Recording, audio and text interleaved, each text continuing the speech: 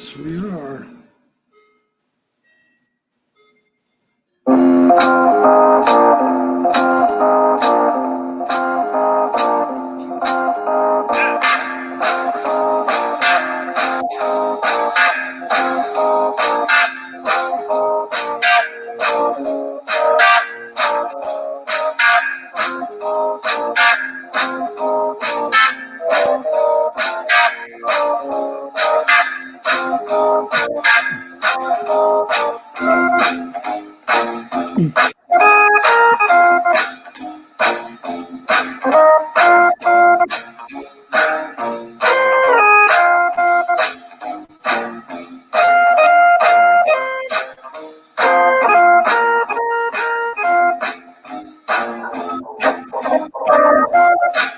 Good morning, everyone, and welcome to the Mac and Jack Sports Show, streaming live on Facebook, YouTube, and Twitch, 8 to 10 a.m., Wednesday through Sunday, with our platforms also on Instagram and Twitter.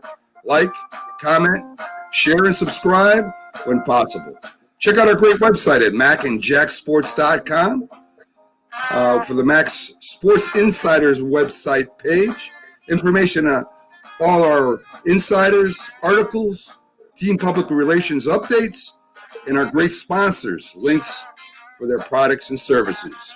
I'm Mac with your co-host Jack Hurst, legendary boxing writer and former president of the Boxing Writers Association of America, bringing you national sports with special focus on Northeast professional sports from New York, Boston, and Philly. How you doing today, Jack? Good, Mac. I was just thinking of Dick Vitale, and he would answer like, what could be better, Mac, than having 2 hours of sports, nonstop sports talk this morning with you? Baby, I'm raring to go. That's if I were Dick Vitale. If you were Dick Vitale, yes. But you do myself, yeah, Mac. You do have a resemblance. Let's get it on. Come on. You do have a resemblance to Mr. Vitale there, Jack. Yeah, both lost the hair. Yeah, yes, sir. Yes, sir. Okay. So today on the show, Jack, we have 3 guests, another busy show like we had yesterday. We have on Carter B., our NHL analyst. We also have on the Iceman. John Scully joins us after a brief hiatus. He'll be on today with his boxing information, a great expert, and we love having him on. We also have a special guest, Russell Peltz, Jack, from the International Boxing Hall of Fame, former promoter. Well, Hall of Fame inductee. Okay, sorry. Great promoter in Philadelphia for a lot of years. And Philadelphia is a boxing-rich city. I mean, the history is amazing. I mean, if you see my shirt now, Rocky now. Right. Link with Rocky in Philadelphia running up the museum steps. Great history that no one knows about more than Russell Peltz. Yeah, I mean, it's great when we have guys that come in that can give us more information about stuff that we might be aware of and we might not be aware of. I mean, stuff that is more in depth than it's normally covered in sports. And that's Bobby McMiller. Say good morning. Good morning. Good morning, Bobby. Yes. So today, Jack, for our sports update, and we can't go too long with this because, of course, we got Carter B coming in. But Juju Smith-Schuster likes doing TikTok dance videos. And he also enjoys dancing on teams' emblems before the game. And there was a players meeting only with Pittsburgh. And after the players only meeting, Juju came out and said he's not going to do that anymore. So, well, it's disrespectful. Something like that did happen, and it incited a bit of a riot at the end of a Patriot-Charger playoff game years ago. The Patriots won the game, and one of the players, I can't recall his name, danced on the Charger logo. And LaDainian Tomlinson took offense to it, and he went after the guy after the game. And at that time, no one was more respected in the NFL than LaDainian Tomlinson, a real gentleman, not only a great player, but a gentleman. And he was held back by, the Patriot players, and they weren't happy with their one teammate who did that. You just don't do it. It's disrespectful towards the other team, towards their franchise. You could dance, celebrate, but never do it on their logo. Yeah, I mean, Jack, I think that if you're the thing is you're losing, you've lost, two straight, and you're out there like nothing's happened. And I think that's what ticked the team off. Let's get serious. Let's stop playing games with dancing and celebrating when we're in the midst of the team falling apart almost. I mean, the Steelers have lost their identity. They lost their mojo, a physical team to a short passing game. And it's not being successful right now. And why are you out there celebrating when you should be more serious? And I think that's what the team meeting was about with Juju. And maybe it makes them feel a little more, I don't know, a little bit more intense. The Steelers dropped a lot of passes, Jack. I mean, if you watch Mac, imagine what the old school coaches like Vince Lombardi, Tom Landry, George Halas would have thought. Your team could be losing 27-10, and one of your players on defense intercepts a pass, and when the play is over, the whole defensive unit runs to the end zone to pose for a picture. I mean, that's today's NFL. I'm all for having fun. Listen, you score a touchdown, have fun as long as it's not disrespectful. Have your own identity thing, like you make believe you're going bowling, you're doing gymnastics, you're doing a bow and arrow, you're posing with your arms folded.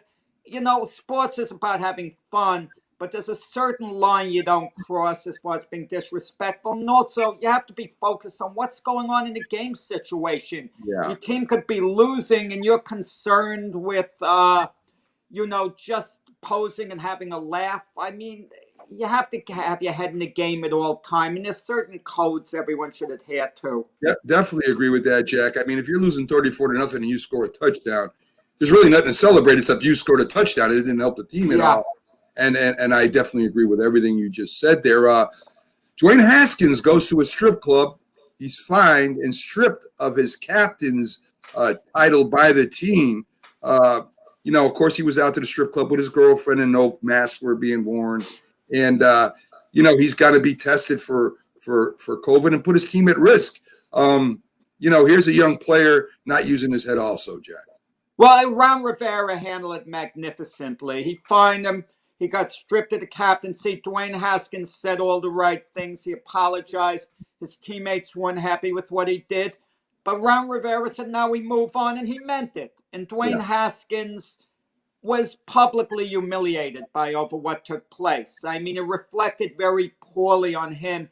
And that was punishment in itself, for what he did. I hate to use the word punishment, but the young man, he acted very irresponsible. And to get stripped of the captaincy, I mean, even though Dwayne Haskins had become irrelevant for part of the year with the Redskins, it was still a title I'm sure he enjoyed having deep down. And to have it taken away has to bother him a great deal. But look, it's only for a couple of games. If he's with the Redskins next year, who knows how it's going to play out. But chances are he's not going to be voted as one of the captains next year if he's still with the team. And now we move on. And kudos to Ron Rivera, the way he handled it.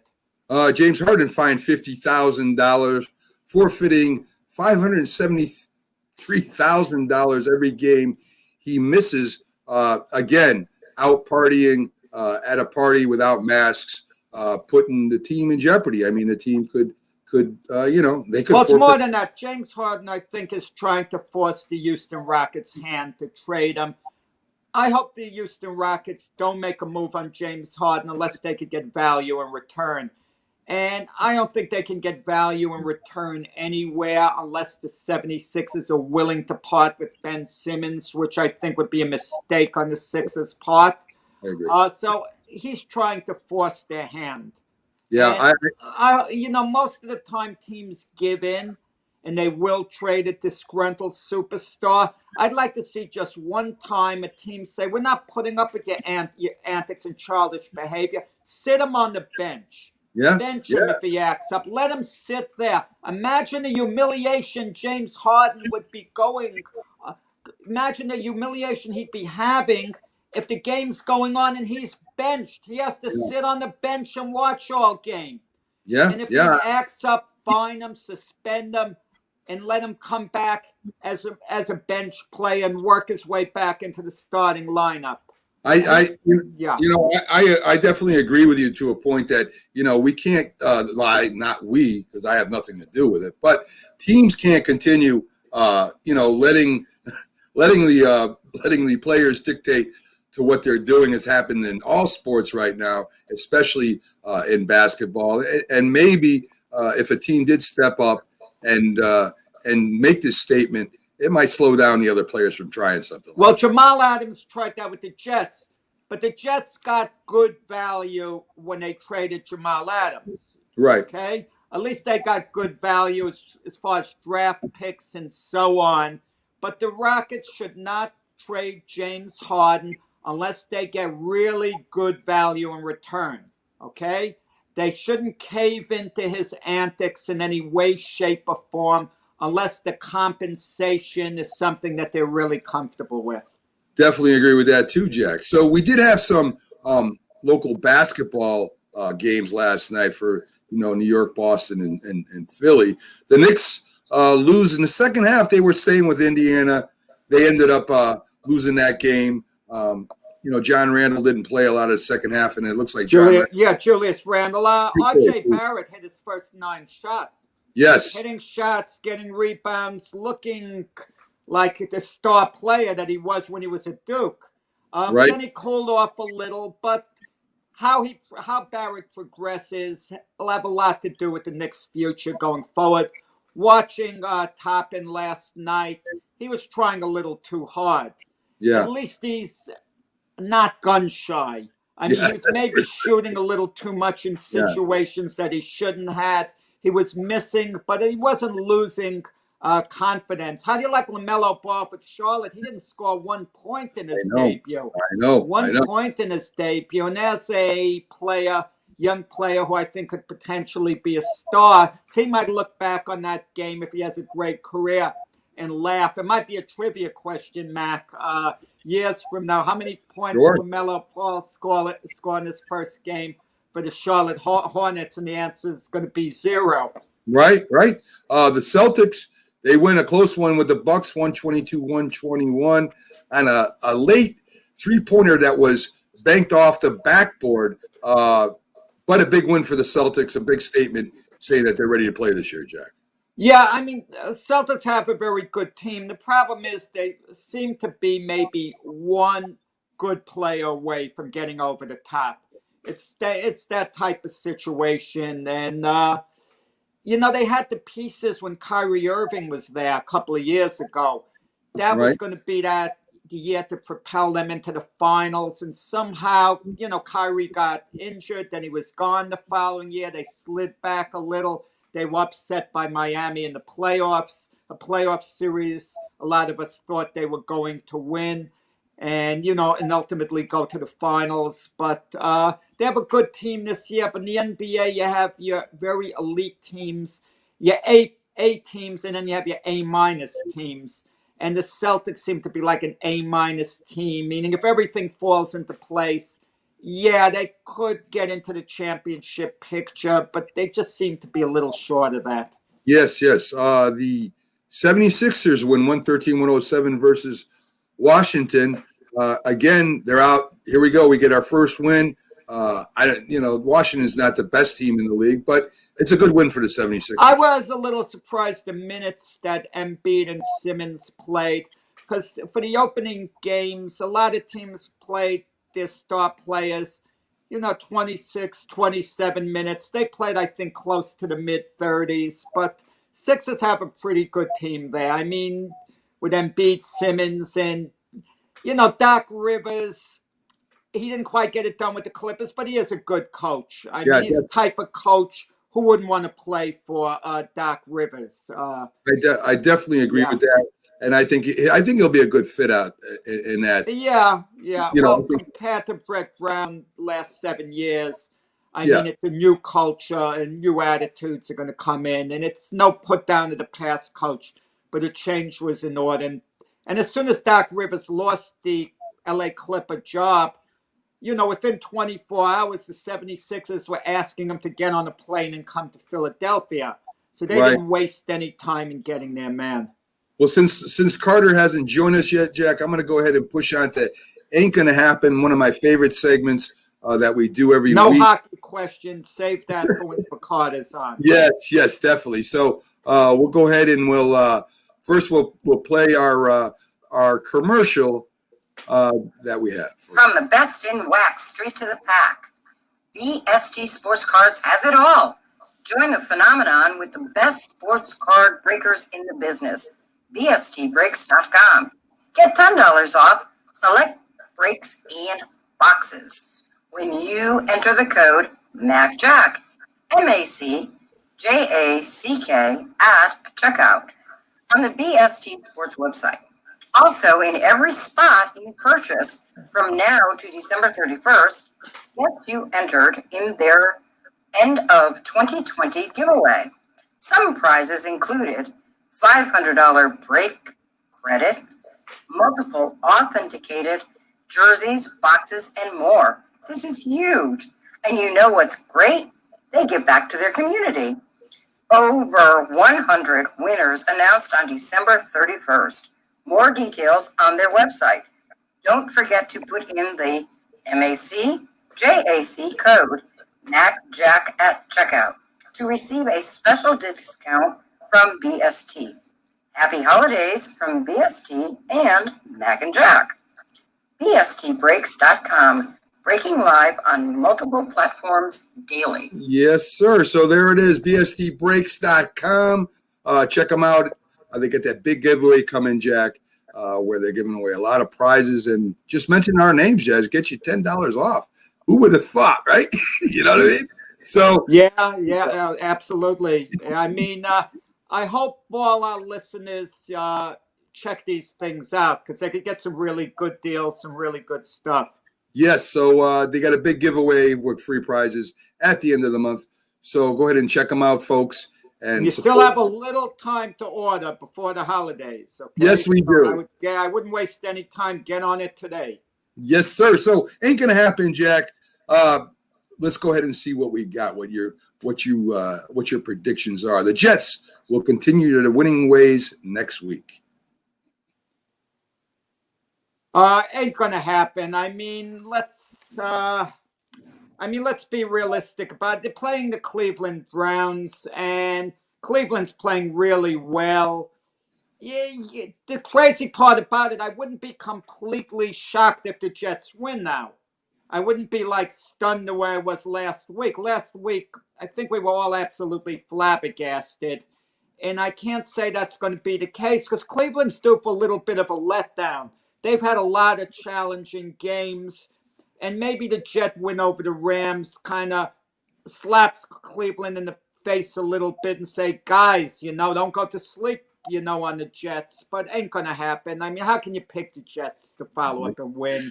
I mean, that's kind of bold. It's not ridiculous, but it would be bold to really do that. Ain't going to happen. The Jags will win one out of the two next games, Jack. Ain't going to happen. They play Indianapolis their last game of the season, and you'd think Indianapolis would beat the Jags on talent alone. I'm taking a look here. Who are the Jags playing this week? Wow.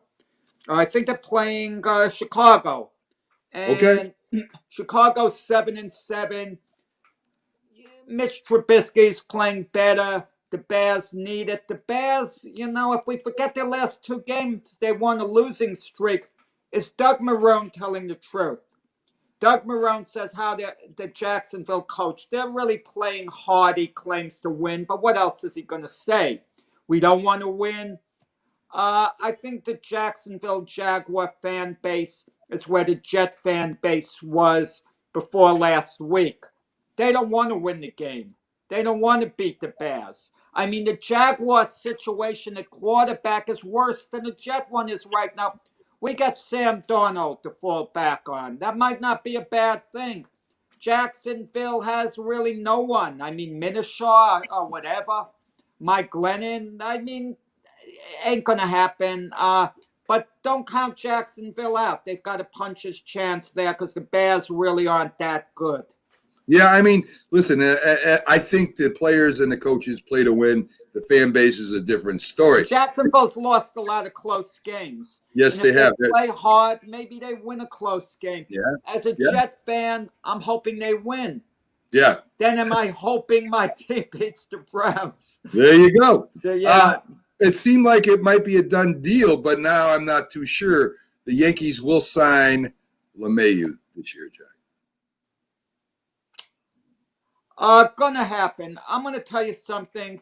If another team like the Toronto Blue Jays was gonna swoop in and sign LeMayo, they would have put the pressure on by now. They would have given him a 5-year deal for big money and say, okay, you have till such and such time to sign the deal. And I think LeMayo would have forced the Yankees' hand, saying, look, this is a guaranteed offer from the other team. If you can't offer me the money now, I'm going elsewhere. But it seems like these teams are in a wait and see attitude. What's amazing to me, Mac, is the patience teams are showing where they could lose players. Okay? Because we're headed towards New Year's now. Right. And yeah, so the patience that they're showing, I couldn't show that type of patience if I were GM. I would want to lock the play up immediately and force LeMayo's hand, saying, "Look, this is our offer. If you can't sign this deal now, we're going to look elsewhere to see how we could fill in positions." But I think now, the more time that goes on, rather than it not happening, I think it's going to happen. So the Phillies, they will re-sign catcher Realmuto. Going to happen. I feel with the Mets out of the equation, the Mets were the X factor. All along, there were whispers that Realmuto's representatives were hearing of the interest the Mets would have had in him. These little whispers. Tampering's not allowed to go on in sports, yet it goes on all the time in a quiet, discreet way. It's like money under the table. Very quiet. And I think it's going to happen. Also, the Philly fan base is getting a little disgruntled over all the players that they might be losing. And they look like they're losing, Gregorius, their 1-year shortstop. And I kind of feel they'll put their resources together, make it happen with Realmuto. Jack, we do have Carter. There was a problem with the link this morning, so I sent out a second link, and I guess he finally got it. So let's bring him on. Why are you confusing people, Max? Send them one link to go on. You say you have like a game plan, multiple links. It's an option, but sometimes when you're streaming, Jack, you run into a little problem. So we'll get Carter in here. We got Scully coming in pretty soon, Carter. So our boxing expert. So we'll get as much in as we can and not make him wait too long when he comes in. So Carter, what we wanted to do was break down certain teams, especially in the Northeast. And I wanted to start with the Islanders. That's you're a fan of, but I know you cover a lot of NHL. And Carter is on the podcast, Four Stripes on Ice. Check him out. He's on our website right now. You can use his link and go right to where you can choose which kind of show you want to listen to him on, because he's on a lot of different apps. So, Carter, let's start with the Islanders. Last year, they finished 7th during the regular season. I think they were 35, 23, and 10.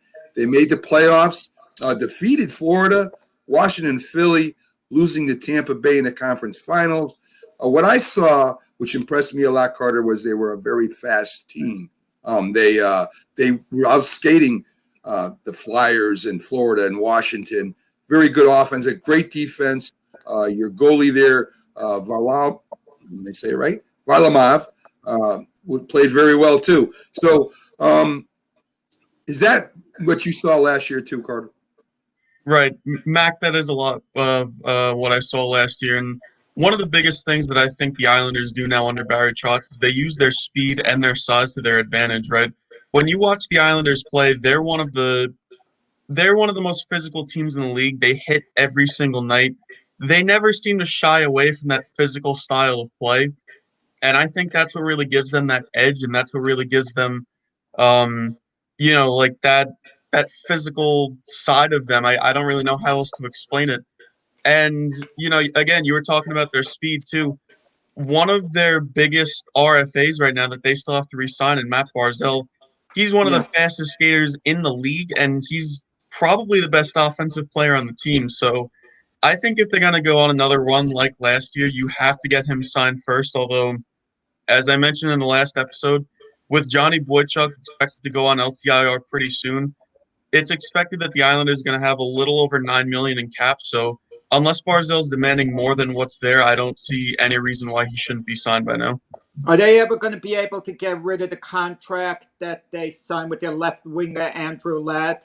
I mean, they have, what is it, 3 more years left on that, 4 more years left on that contract? Yeah, it's 3 more years at $5.5 million, Jack. And to be honest, I don't really see them getting rid of it. I feel like at this point, you would probably have to trade either a second or a first rounder just to even make a team interested in wanting to take that contract. And I don't know if Lou Lamoriello would necessarily be willing to move a first round pick only because of, they traded a first round pick to get JG Pageau at this year's trade deadline. So losing a first round pick 2 years in a row, even if it's a late round pick, if you make the playoffs, it's still a lot to lose. So, and to be honest, Andrew Ladd hasn't been terrible in the games that he's played in. He just had a lot of injury trouble. So it's definitely not the best contract, don't get me wrong, but I don't see any way the Islanders are going to move it unless they use a high round draft pick. Unless they trade a bad contract for similar bad contract, figuring another player might be a little more productive. I mean, they had some talks with Minnesota, I believe, with Parise, who has a contract that's, I am not sure of the other contract, but would that be a wash or what if a deal like that were made? I feel like Parise would be a little more productive than Andrew Ladd, but at the end of the day, I don't really know if it would make sense for the Islanders. It might make sense for Minnesota because I think Parise's contract is bigger than Andrew Ladd's is, but as of right now, I don't really see it making sense for the Islanders. You mentioned how physical the Islanders were, especially last year. There had a lot of forechecking going on. Is that something that Barry Trotz, is that part of his style to get right up in the faces of the other team? I mean, when I watched them against the Flyers, I was amazed because the Flyers are a pretty physical team. How the Islanders really took it to them. Is that part of Barry Trotz's style, Carter? 100% it is, Mac. And another thing that's part of Barry Trotz's style that we never really got into is the next man up mentality, right? If somebody goes down, if somebody's injured, if somebody can't go for whatever reason, Barry Trotz has these guys stepping up into these bigger roles and thinking, guys, we can still do this. We can still play even if we lose that big name, like a Barzell, like a Ryan Pulak, like even a Brock Nelson, who was spectacular in this year's playoffs. So I think the next man up mentality and the speed game, the physicality, they all just blend together so well. And with Barry Trotz at the helm, it all just comes together in the perfect way. And I think that's what makes the Islanders as good as they are. Very good. Where the game's going to be played this year? Why don't you enlighten the viewers? Mac, I'm being told as of right now, they're expected to play at Nassau Coliseum. Every team as of right now is expected to be played in their own home building. Now, there are some exceptions as of right now. I know the San Jose Sharks are expected to open the season in Arizona only because of COVID restrictions in the state of California. So that situation is still a bit fluid, but obviously we're focusing on the East Coast, so we don't have to worry about that. The only thing that's up in the air as of right now is if the Islanders and the Rangers are going to have fans in the building next season. As of right now, it's confirmed they will be playing in their own home arena, so the Islanders will be at the Coliseum and the Rangers will be at Madison Square Garden. I haven't really heard anything yet in terms of whether or not Andrew Cuomo is going to let fans into the building, but I think we'll. It's honestly it's up in the air right now. I don't think anybody's ever dealt with something like this, and as of right now, it's a fluid situation. But what happened, Mac? I just want to ask him, what happened with that arena in Belmont? The arena in Belmont is actually still being constructed. It's set to be done, I believe, next fall. So this would be the last season at the Coliseum, and then they'll move to Belmont for the 2021-22 season. Yeah, and I guess that all depends on how fast they get the vaccines out to all the players and to people, of course, to see how fast they start putting people in the arenas again. You got your three top drafts, Carter: Alex Krantz, Alex Jeffries, and William DeFore.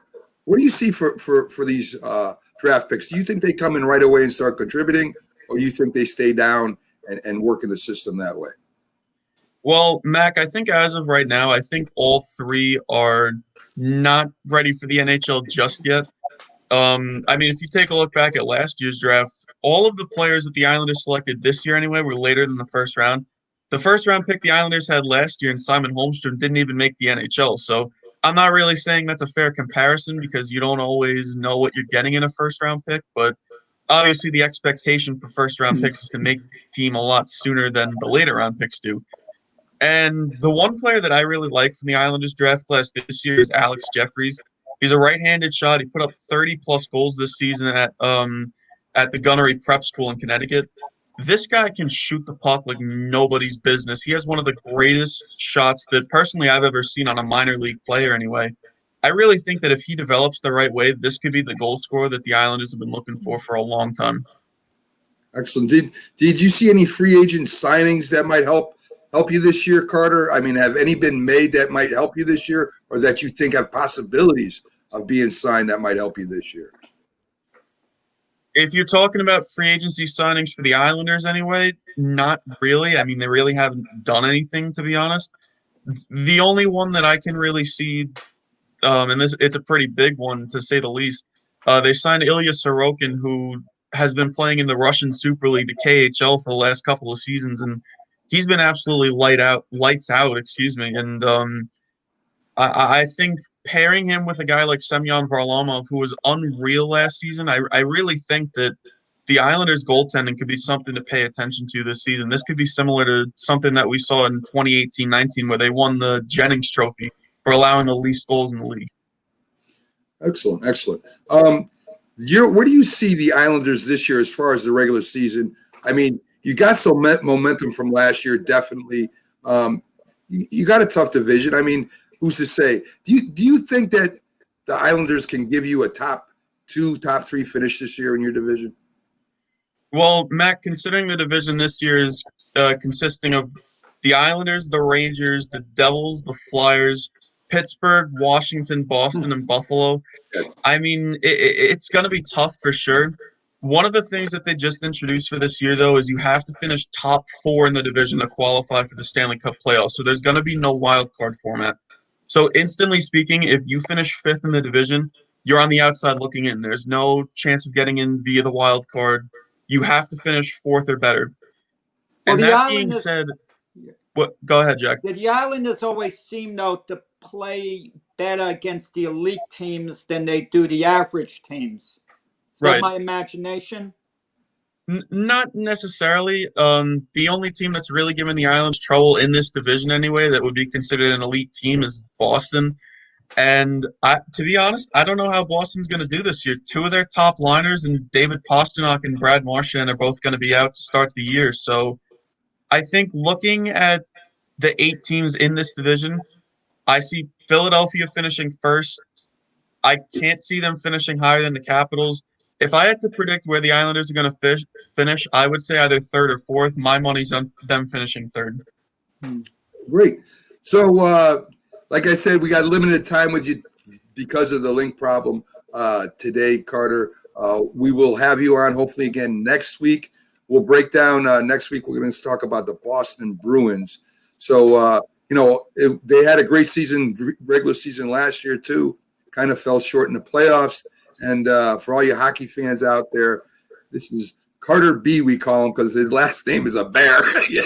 But he's on 4 Stripes. Tell everybody about your podcast before we let you go, Carter. Sure thing, Mac. It's 4 Stripes on Ice. You can find us on Instagram if you want to follow us on social media. We're at 4 Stripes on Ice. And basically, we're an Islanders-themed podcast that goes over everything Islanders. But I think in the near future, we'd like to try and expand and talk more hockey in general. So if you're an Islander fan or even just a hockey fan looking for a new show to listen to, then we're the show for you. Excellent, Carter. And it's a pleasure having you on. And as before, you were on another show with me, great analysis of hockey, period. And of course, you have a very in-depth. And we're looking forward to this season.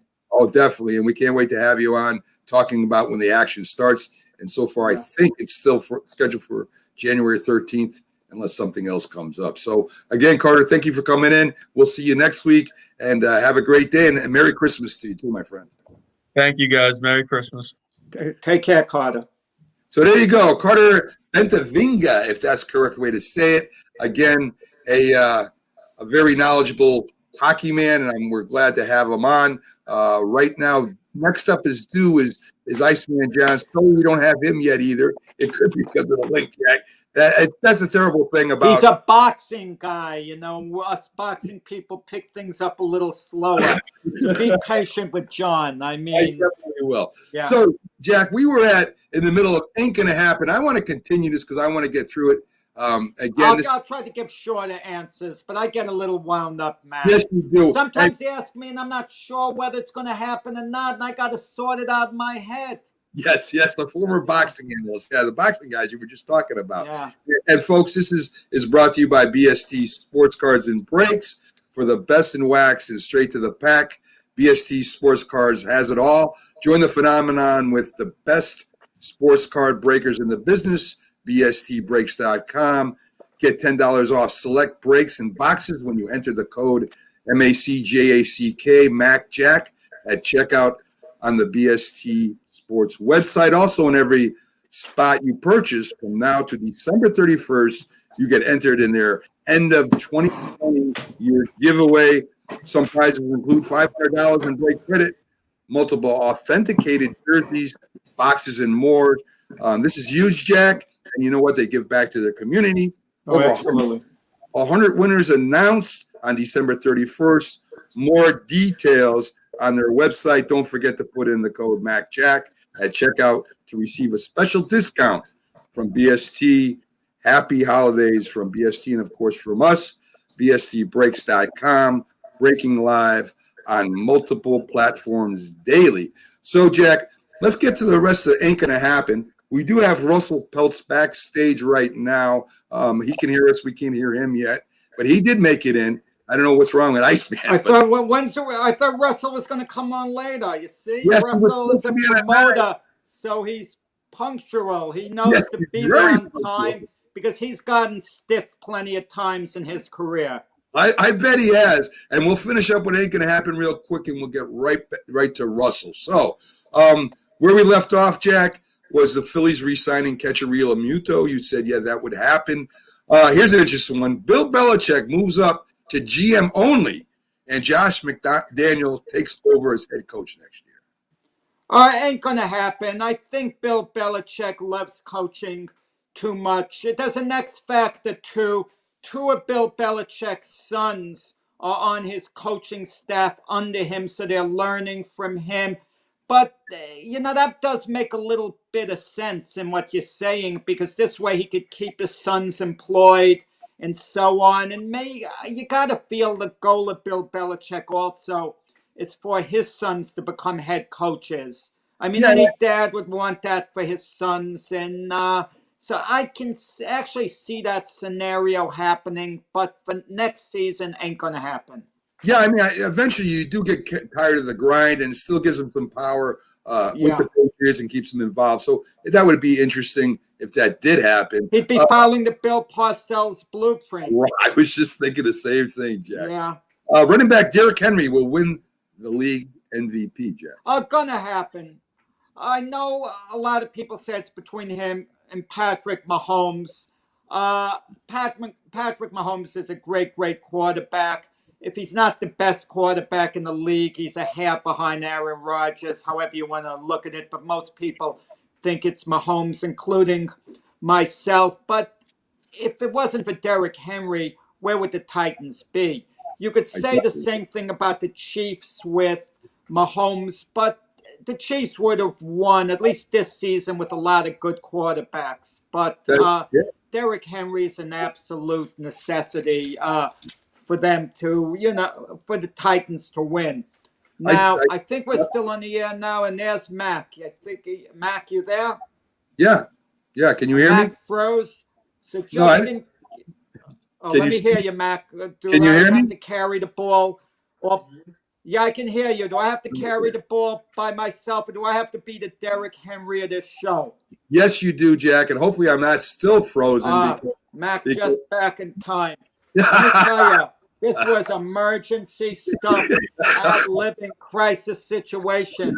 This wasn't as bad, but it felt like I was getting mugged on the street, and I'd have to react. On the street, I would run if I could. Here, there was no running away from the camera, so I was going to have to think of something quick, Mac. But I would have gotten it done in the meantime, because your philosophy also, Mac, has been next man up. there you go, So that Jack. was me, and there was no other. I was the only one left. But Yes. you're back, thankfully. So if Russell, I can see you backstage. You could straighten out your camera a little. There you go. We're gonna bring you on, Russell. If Iceman John Scully comes on, we'll just bring him up too. The heck with it, we'll have a party. So since Russell's here, let's bring him on. And this, folks, this is Russell Peltz. He's an inductee into the International Boxing Hall of Fame, former promoter. In Pennsylvania Hall of Fame, he received the James Walker award by the Boxing Writers Association. Promoted fights at the Arena, Spectrum, and Blue Horizon. Guided Marvin Johnson to a light heavyweight title, and promoted fights for Marvin Hagler, Ernie Shavers, Thomas Hearns, Roberto Durant. I mean, just to name a few, this man has done a lot for boxing. So let's bring him And up. I wonder whether they ever promoted a John Scully fight, Russell. Did you? Yes. Can you hear me? Yeah, you Yes. promoted a fight with John Scully? Yeah, when he lost the 10-round decision to Tony Thornton, the punching postman, Oh, in wow. Tony 1993. Thornton. Yeah, a heck of a fighter. Yeah, Tony Thornton. That's when Mac fighters held the day jobs. I love that. Tony Thornton, a mailman, and worked out in the evening. Thornton was a heck of a good fighter, world title contender. Yeah, very good. Very good. So Russell, let's go back to the days and the forums that you promoted. What was it? I mean, it's different today than it is back then. I know that for sure. I've been following boxing for a long time. It's more based social media today. The boxers go out, primarily they promote themselves, even more than the promoters. Back in those days, it wasn't like that, was it, Russell? No, well, and I've said this many times, the death of newspapers has helped contribute to the decline of boxing, because if you listen, we used to pay, the papers in Philly, let's say the Inquirer or the Bulletin, they would print 6 or 7 editions on a day. So if it was a Saturday evening, you'd go downtown and you'd pick up a paper and it would say Phillies lead Milwaukee 6-3 after 5 innings. So my point is, if you were a football fan or a baseball fan or a basketball fan, you would buy a newspaper, and as you're looking through the sports section, you'd see a boxing story, and there were plenty of them. So you'd read about it. Today, if you're a football fan, you go to the football websites. You go to the basketball websites. The only people going to the boxing websites are the boxing fanatics, and boxing needs more than that to survive today. And newspapers, the death of newspapers was a real dagger. But boxing still does big numbers, even though I'm sure you're going to say it was nonsensical, the exhibition with Tyson and Roy Jones. When you think of 1.2 million people purchased it at $50 a pop, not bad. No, but Tyson is a polarizing figure. If you take him out of the equation and you put Roy Jones in, let's say, with, I don't know, John Conte, if he's still alive, how many buys he are you is, gonna yeah. get? Well, yeah, but just the whole face of sports has changed from when you used to run shows at the Blue Horizon and club shows also. I mean, there's so much going on. In other words, I know when I was young, I'd get the New York Daily News, and on the back page, you'd see like Quarry wins unanimously. There'd be a show at the Garden, a major show on a weeknight. Okay. And now the competition between the other sports, the NBA's grown, the NHL has grown, the NFL, and so on. The competition is so fierce. Boxing has more competition now than it had back in the day. But why did boxing stand still and the other sports grew? In other words, hockey teams, baseball teams, football teams, they're building multi-million-dollar stadiums. Boxing promoters are still looking for National Guard armories and catering halls. Yes. I mean, boxing stood still. And you know that, and I've said this many times, the main problem, I don't care what anybody says, is the ridiculous proliferation of weight classes and champions. So imagine the NHL, the NBA, Major League Baseball, and without playoffs, where each division winner walks around claiming he's the world champion. Jack, maybe you can, and I've been a boxing fanatic since I was 12, but I couldn't tell you who the featherweight champions with an S are. And yet when I was a kid, we all knew it was Davey Moore, Hogan Kiyasi, or things like that. How many people at a Giants football game can tell you honestly who the welterweight champion of the world is? Well, speaking of that, okay, between Errol Spence and Terence Crawford, years ago, the title made the fighter. Now the fighter makes the title. An example could be, take Joe Louis and Max Schmeling. If you had all the sanctioning bodies back in the day, after Schmeling beat Louis, he wouldn't have given him a rematch because Schmeling would have held the title, considered himself world champion, but because there was only one title and then Louis won it after losing to Schmeling, Schmeling had to go to Louis for the rematch, even though he'd beaten him before. And it's kind of ridiculous today. You mentioned welterweights as an example, that Errol Spence and Terence Crawford, far and away the two best welterweights, might never be boxing one another. It's ridiculous. I mean, we had these fights every Friday night. Yeah. Ariel Griffith fought Louis Rodriguez 4 times. I mean, these guys don't even listen. It is what it is, and I don't want to be a hater because I love boxing, but this is not the sport I fell in love with. I'm writing a book on my life in boxing, and the last 20 years are the hardest part to write because I don't have the passion for it. It's complete. But you know what boxing is? Imagine chess. You've got Eddie Hearn's got the black men, and Bob Arum has the white men, and all the fighters are pawns on the board, and they're moving them around. That's what boxing is today. And Eddie Hearn rags on Bob Arum, and Bob Arum rags on Al Heyman, and everybody hates on each other. And Errol Spence says he should get 60%, and Crawford says that's ridiculous. You know, it's every time you look at another website, there's negativity.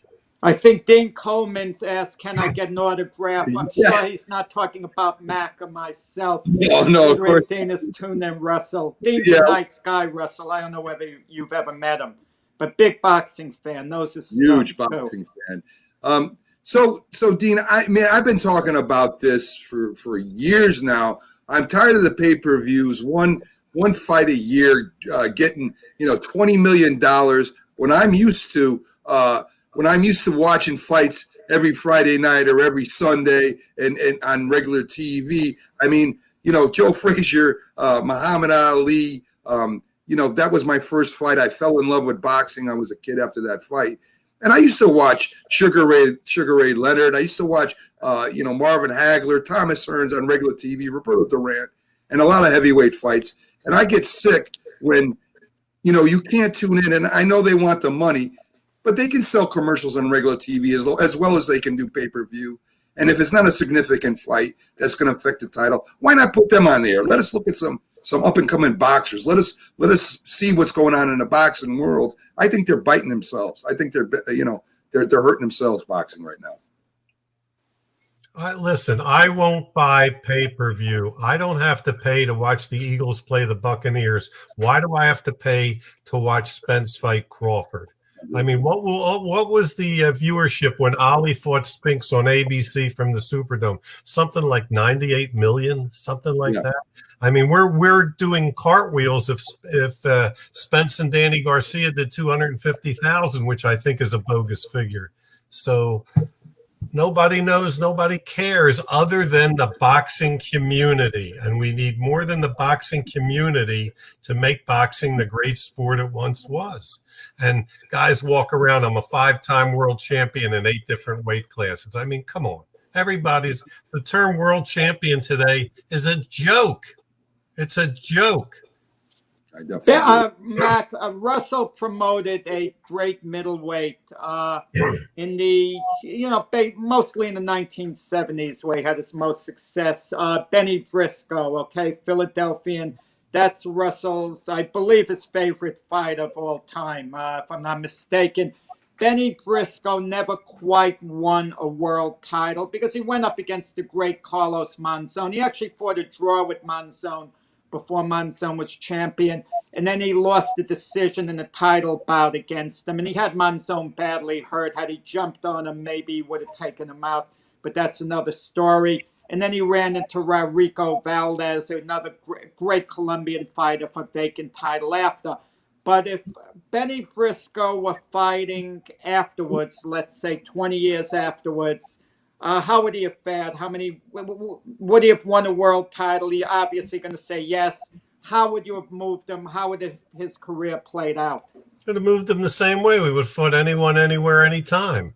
But you know what, Jack? I think the guys who fought back then should be proud of what they accomplished because they fought during an era when boxing really was important on the sports landscape. So I would rather talk about Benny Briscoe losing a decision to Carlos Monzon, 15 rounds in Buenos Aires in front of 18,000 people with an Argentine referee and 2 Argentine judges. He lost. Then talk about winning some WBO interim title in recess.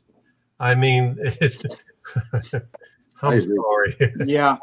I definitely agree with all that. I agree with all that. The only thing similar is they wear gloves.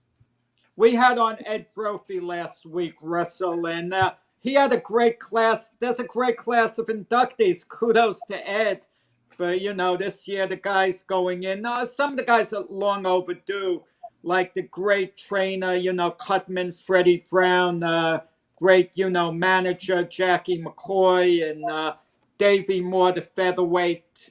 It's, guys that were overdue. And, of course, some of the more current guys that fans can relate to. But I'm sure you'll admit they more than deserve induction, like Floyd Mayweather, Vladimir Klitschko, and Andre Ward.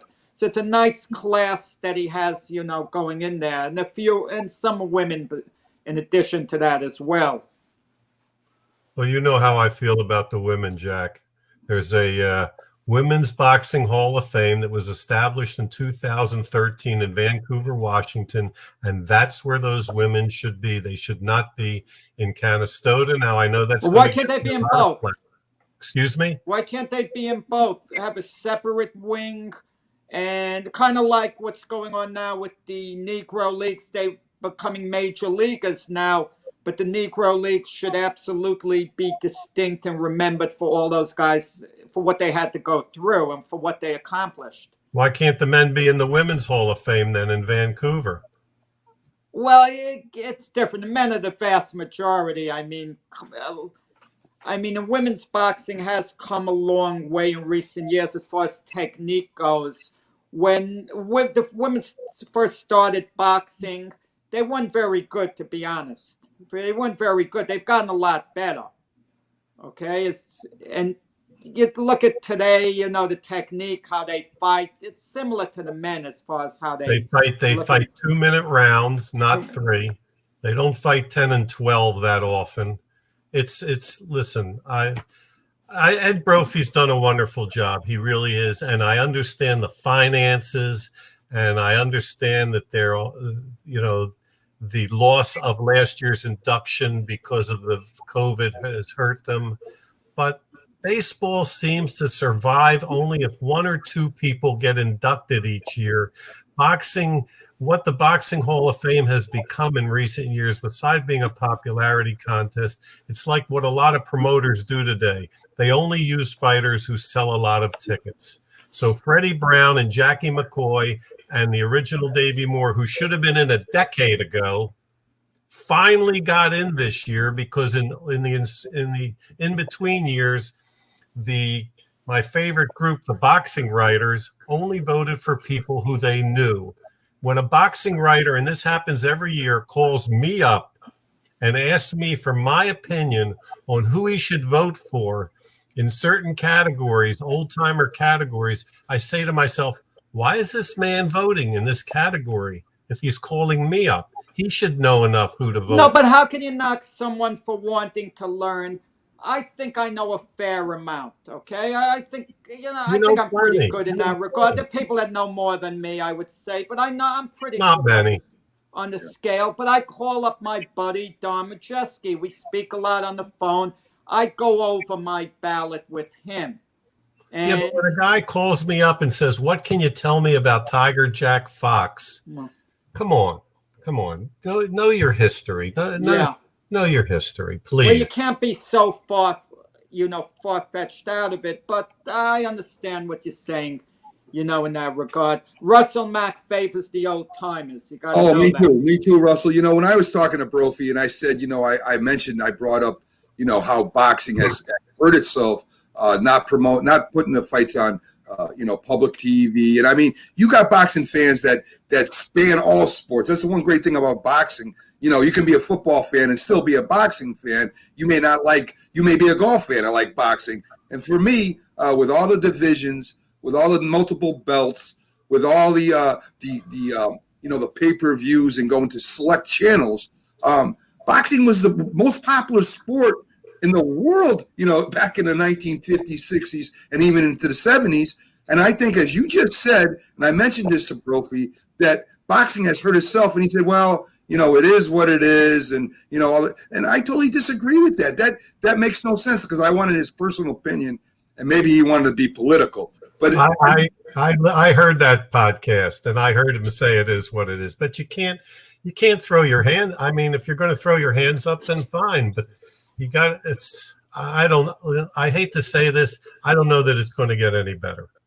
Yeah. When I was in high school in history class, one of the questions the history teacher would say, do you ever think there will be a United States of Europe? And I'm sat there thinking, how are the presidents or the kings of all these countries ever going to get together? Well, what makes anyone think the WBO, the WBA, the IBF, and the WBC are ever going to get together and have one guy lead it? It's not going to happen. The egos are too big. They're too Blame big. the fighters, Russell. They keep talking about being a unified champion. That is meaningless. If by some chance the title does get unified, it's only going to be unified for a matter of weeks before one of the other sanctioning bodies are going to strip that fight of the title. It's virtually impossible to remain as a unified champion.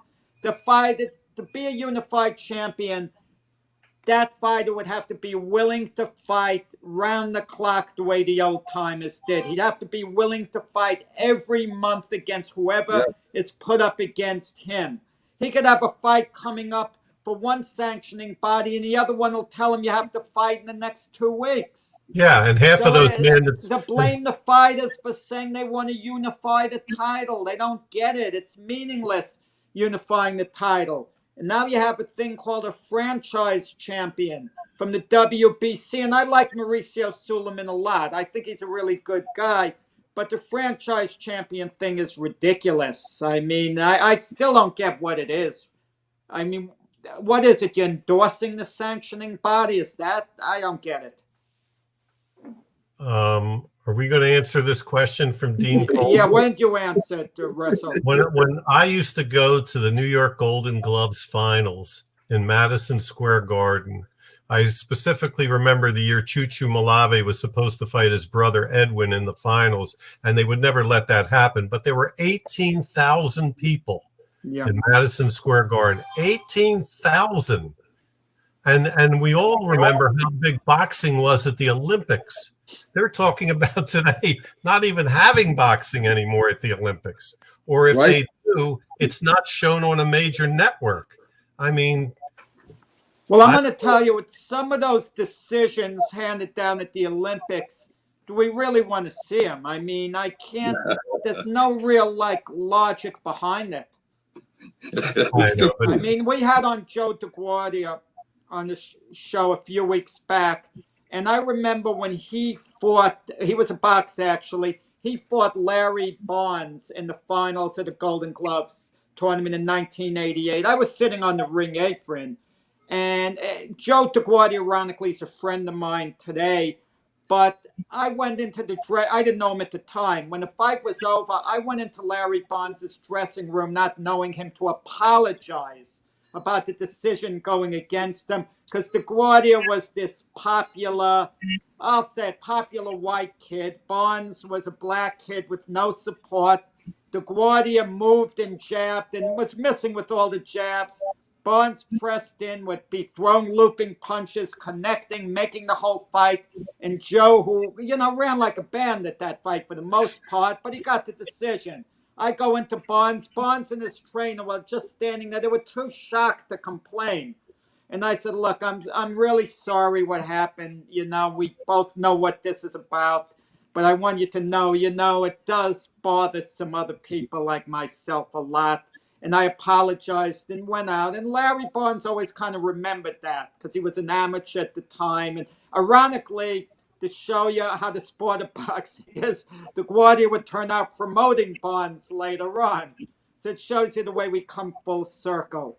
But winning the New York Golden Gloves back in those days, that was a big deal. So I can understand how Barnes felt. That was a big deal to win it back then. Oh, it was. Oh, yeah, it's a big deal. Any amateur tournament, any belt, even professional belts, mean a lot today. You have someone fight for a state title, even a city title, just holding up a belt means a lot to these guys. And we might not think much of it like an intercontinental belt, but fighters love belts. They absolutely love, I think there's more fighters that have belts today than fighters that don't have them. It's pretty close.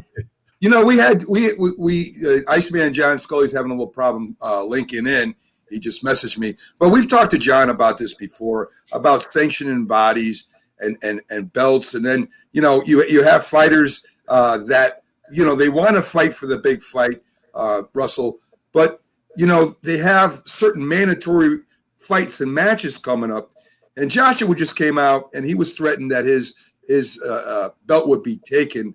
I think it was by the WBO. And he said, that's fine with me. I still want to fight Tyson Fury, who was the other heavyweight champion. And he said, no problem. I'll be back and get my WBO title back again. And what bothers me with this is the mandate of fighting certain fighters for a title, a vacant title, when that fighter doesn't stand a chance.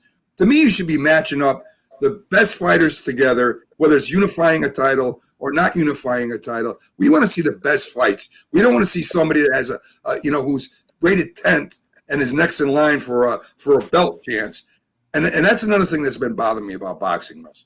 Well, some of the mandatories are ridiculous. Listen, it wasn't always perfect. Archie Moore had to wait a decade probably to get a shot. Bob Foster had to wait. But today it's out of control. And some of these guys, Usyk is a good fighter, but what has he done to be in a position where they're willing to strip the winner of the Joshua Fury fight because they're not fighting Usyk? He hasn't paid the dues that an Archie Moore paid, that a Bob Foster paid. These mandatories, we had a mandatory with Jeff Chandler back in '82. He had to fight a guy from Panama, and of course the WBA was controlled by Panama.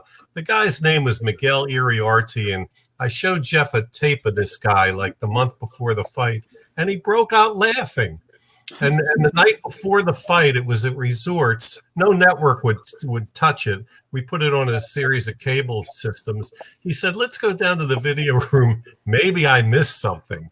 And he went out there and Iriarte's previous 3 fights had been against a pro debut, an 0-4 kid, and a 1-3 kid, and we had to fight this guy, and it was a joke, and it hasn't changed. It really hasn't changed. Maybe the numbers a little bit because it's so easy today to become 20-0.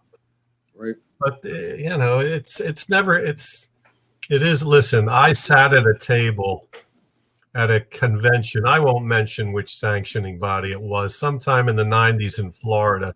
And I was with another promoter, and the ratings chairman was with us at the table.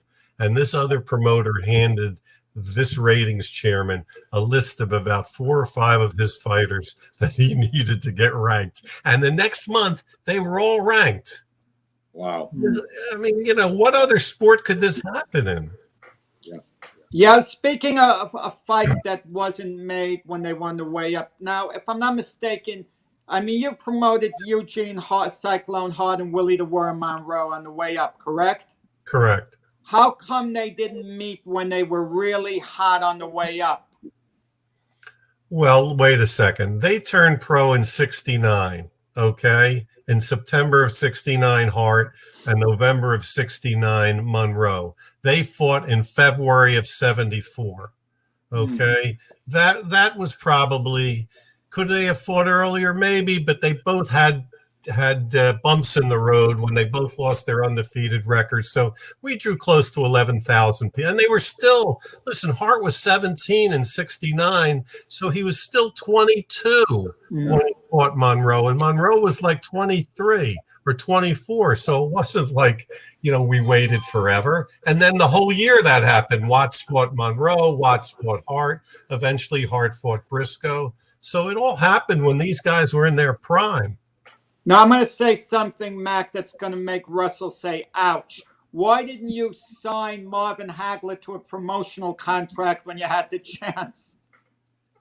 After I've told this story, he came to Philly and he lost a bad decision to Boogaloo Watts. Not the worst decision in history, but he won the fight.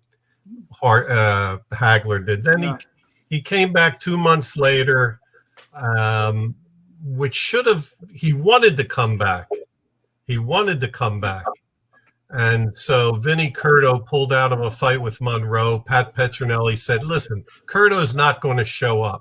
We're going to stay in the gym and we're going to be ready. And he was right. Curto pulled out. So Monroe fought Hagler fought Monroe, and he was in shape. I don't want to hear that it was last minute. He knew what was going on. And Monroe kicked his ass. But I shouldn't even say that. It was a hard fight, but Monroe won 7 out of 10. The problem was it was a snowstorm, and our film crew couldn't get there.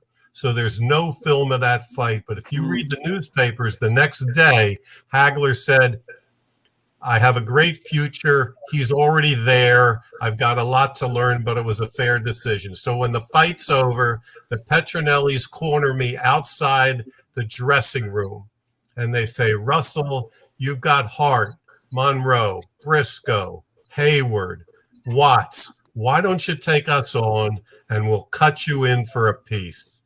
And I said to them, in the words that have haunted me to this day, what can I do with you if you can't beat the guys from Philly? So that probably cost me 10% of Marvin Hagler. But just think, if I had signed him, I'd have retired years ago and wouldn't be having all this fun.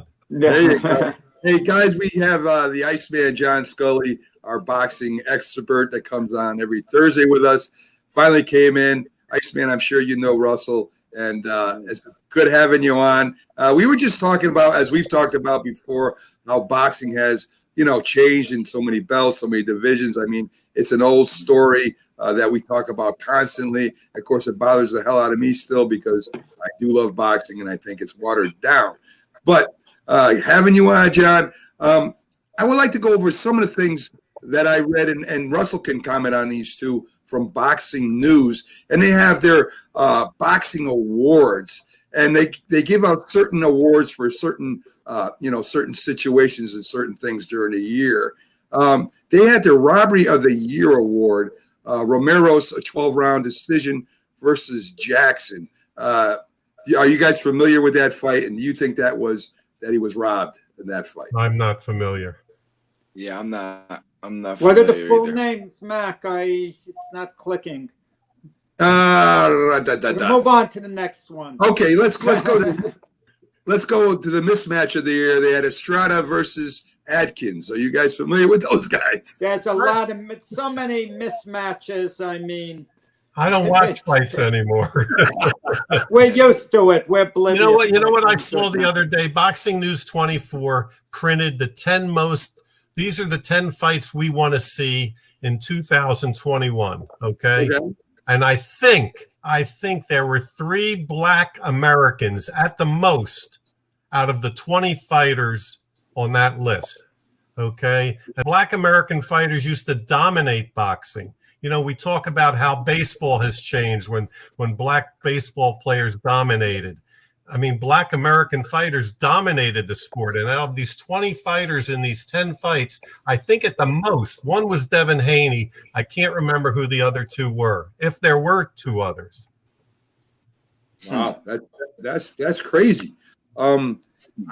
I don't. Do you think it's because the African American athletes are choosing other sports now? Is that what you think that is? Well, I think that's part of it. I think, blacks. I don't want to get in trouble here. Let's see. There's other opportunities today for them that there aren't for the Eastern Europeans who are coming over here, and the Latino boxing community, where Eastern Europeans, first of all, couldn't even fight pro until sometime in the late 80s. I remember going over to Budapest with Jorge Maisonet when he fought Simon Brown over there, and it was the first world championship fight behind the Iron Curtain. But there's other opportunities for Black athletes today, and they're making. Listen, all the heavyweights, all the Black heavyweights are playing pro football. Okay, right. So we're being dominated now by Latinos and Eastern Europeans. And I don't know that the American public is warming up to that. Now, I contrast that with tennis, okay?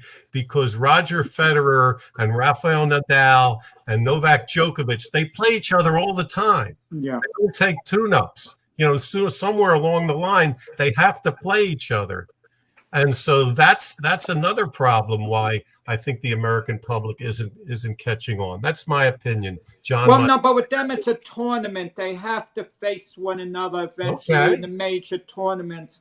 It comes down to that. I couldn't help but think in the 1967 WBA heavyweight tournament, one of your guys of Philadelphia and Leotis Martin was in it. Joe Frazier bypassed that 8-man tournament. But that was wonderful where the best had to fight the best. John, how you doing? How do you feel? Do you feel the best should always fight the best, that they should mark their time getting to that point? Because I had mentioned to Russell before, he had 2 outstanding young fighters, Eugene Cyclone Hart and Willie the Worm Monroe, when they were on their way up. And the big debate was who was the better between the 2 of them. So it was rare that you see 2 fighters on the way up really fighting one another. But you saw recently in England with Daniel Dubois and Joe Joyce.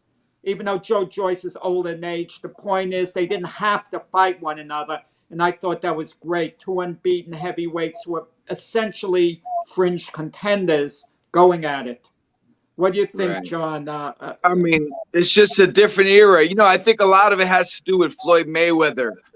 You got to stay undefeated. People care about that. Like I have kids in the gym who don't even know anything about boxing, and they're just talking about being undefeated. It's like a joke. It's almost like a virus that has went through boxing. Back in the day, guys fought each other. Russell had a ton of fights in Philadelphia where top contenders fought each other. It was insane. Like today, they'd be on the same fights would be on HBO. They'd be world title fights. You can remember back in the 80s, Marlon Starling and Donald Curry fought each other for the NABF title. 12 rounds, NABF title, Marlon Starling and Donald Curry. Today, an NABF title, they fight 8-round fights in a high school gym somewhere. Back then it was on CBS. I mean, I saw an NABF title fight in a gymnasium behind the game room in Connecticut. Now, so Starling and Curry, Ali and Frazier fought NABF title fight. They didn't even, one of their fights wasn't even for the world title. The second fight, yeah. Right. Ali and Frazier fought each other not for a world title. Wow. Yeah. That wouldn't happen today. These guys, and Ray Leonard fought in a span of like 19 months. He fought Duran, Hearns, and Leonard. I mean, Duran, Benitez, and Hearns. Guys don't do that today. It's insane. They don't have to, because there's 4 world champions. So back when there was only 1 world champion, you had to work your way up the ladder, even 2. But well, that's what Ray did with 2 gets titles. into the top 10 of one of the 4, and he moves up by attrition, because the guy ahead of him might fight for the WBC title. The guy ahead of him might fight for the IBF title. So they move up. And some of these guys succeed fighting turkeys, because by the time they get to the so-called big fight, the guy in the other corner came up the same way. Yeah. John, were you at the end of your career when you fought Tony Thornton, Russell's fighter? No, actually, no. I was more early on, but it was actually it's a funny thing. Like I was in a rut, and it was before I learned how to lose weight properly. So I actually had a better career after that fight. I want to follow up with what Russell said about the Eastern European fighters, and John, that goes right in your realm somewhat. I mean, with the fighter you're training right now, do you think that maybe that the fighters coming over from other countries, instead of having more homegrown, people fighting, as Russell brought up, with the African American fighters, do you think that hurts the popularity somewhat of the boxing? I mean, I think these guys are catching on. I mean, Lomachenko's big. People love him. Michael Nunn, got out of prison about a year ago, and I was telling him, he didn't know what YouTube was, So I said, Mike, man, you gotta catch up. You gotta watch your old fights on YouTube. He's like, oh, what's YouTube? So I explained it to him. So he's figuring out all these guys. So he called me not too long ago, and he's like, man, this guy Lomachenko, this guy's really good. He reminds me of me, and so people are catching on. Like I don't think, me personally, I think a lot of people don't care where a guy is from. They like Lomachenko. They like Kovalev was big for a while. Arthur's big now. Better be in. So it's catching on. I'm not one of these guys like I only support Americans, or I always go for the American guy. I don't do that. Like I go for who I like. And there's a lot of guys, and there would have been a lot more. The Cubans and the Russians back in the 80s. It wasn't until like the mid 90s, I guess, that they caught on, and and now it's a common thing to have a Russian. They don't even think twice about it. But back in the day, I mean, there was a guy, Angel Espinosa, for example, from Cuba, who, for me, the best Cuban ever, the most vicious, the most devastating Cuban ever, and nobody ever heard his name before. So we're in a good era as far as that goes. Very true, very true. And I from what I understand, your fighter, Better Beef, has a fight coming up pretty soon, John. Right, but it looks like I'm not going to be able to go because of the the pandemic and Americans, because the fight's in Russia, and they're doing a training camp in Russia, and it looks like I'm not going to be able to go. John, you're heavily involved, with the alumni of amateur fighters. What do you think of the very real possibility that boxing is going to get eliminated in future Olympics after Tokyo? It's on the one hand, it's devastating and it's surreal, but on the other hand, I don't think people have cared for quite a while. When I was coming up, amateur boxing was that's part of the reason I became a boxer, because it was so big. I mean, guys like Mark Breland and Pernell Whitaker and Teofilo Stevenson, they were as famous as world champions and the pros were at that time. Like, I knew about Mark 2 years before he ever even turned pro, and he was a star. He was on the cover of People magazine. So now it's just a different day. People don't know. I mean, I'm in the game. I follow it closely. I couldn't name one guy on the last Olympic team except for, I think, Shakur Stevenson, unless he was before the previous Olympics. I don't even know. The amateurs aren't high profile anymore. It's just a different day. They've lost their luster for whatever reason. But Russell knows. You guys know. I mean, back when Breland was amateur and Roy Jones. I mean, amateur boxers were big. They used to fight on worldwide, network TV. Yeah. They haven't been on network TV in years, 20 years at least. So if you and Iceman, you and John got together, all right, and you were to do something, say you go back into promotions, Russell, and you bring on John along as maybe working as part of your team there. Would you do anything different than they're doing right now? I mean, would you go old school and start really promoting the fights again, and maybe setting a different tone than there is today with social media? I mean, you got to use social media for sure, and you do have to have your fighters promote somewhat. But how aggressive would you be as far as promoting your fighters and getting them ready to fight? Fighting the boxing game. It's very tough today for an independent promoter to make it, because you've got the TV outlets are controlled by Golden Boy, Eddie Hearn, Top Rank, and Heyman. So when I develop a fighter, let's just take the most recent one, Jason Sosa, who got into the top 10 fighting at the 2300 Arena in South Philly or Bally's in Atlantic City. I couldn't get him on TV unless I had to turn over half his promotional contract to Top Rank in that case, or it could have been PBC. I mean, I couldn't beg him on the Showbox, and I offered them Jason Sosa against Edner Cherry, which is a hell of a fight. And I saved the emails. I couldn't get them on. So how can an independent back in the day, see, to me, the first nail in the coffin was the demise of USA Network in 1998, because USA Network was not a closed shop. It gave dates to Palullo, Murad Muhammad, Rock Newman, Houston Boxing Association, 20 different promoters in sites, and they weren't all in Atlantic City or Las Vegas. They were on the deck of aircraft carriers or in catering halls in Youngstown, Ohio, where fans could come out, where you're not in a casino where kids 18 and under can't get in. It's very tough. But I've been working with Michelle Rosado, Raging Babe, who is probably the hardest working independent promoter I've come across in years, if ever. And we were successful just promoting non-televised fights in Philly with local kids fighting each other in the main event, because she was out there not only on social media, which she's the queen of, but she was, if we had a fighter from Uzbekistan on the card, she would find out where the International House was in Philly.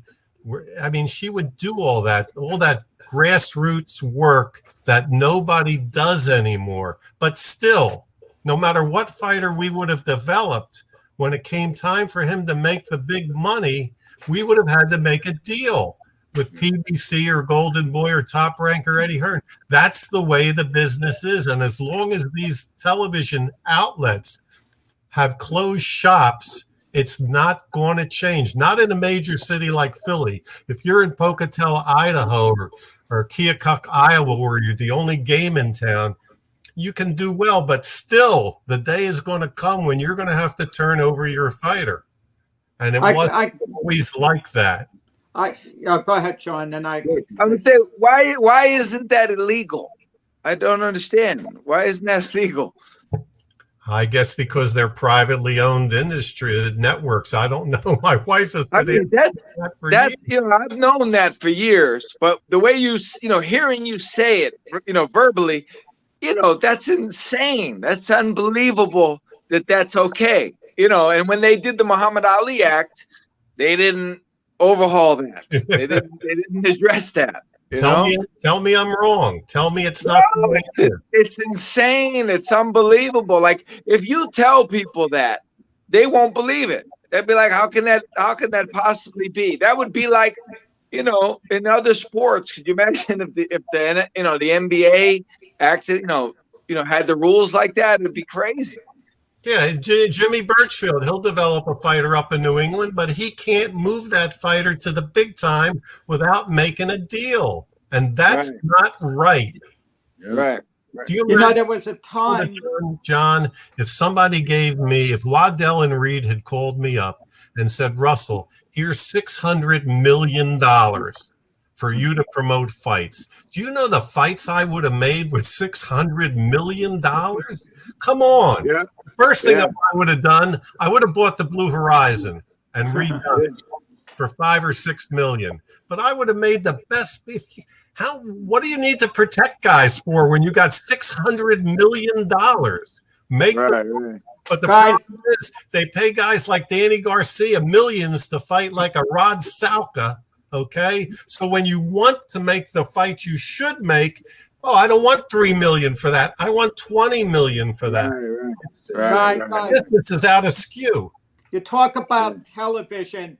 There was a time you could get away with promoting fights without TV. The first live show I ever went to when I was a kid, I went to Madison Square Garden. It was held on a weeknight. The main event was George Foreman against Chuck Wepner. It was Foreman's fourth pro fight, and Wepner was years away from getting a shot at Ali. Then you had Henry Clark against Jeff Merritt. You had Charlie Devil Green against Pedro Augusto on that show, and a couple of other fights similar to that. And do you know how much my ticket cost me? I sat in the balcony. How much did the ticket cost me? August 18th, 1969, Foreman-Wepner main event. $5? $3. They shut off the blue seats. They had 7,000 people at the Garden on a weeknight. Ringside was how much do you think? $20? $10. Wow. 3 to 10, August 18th, 1969.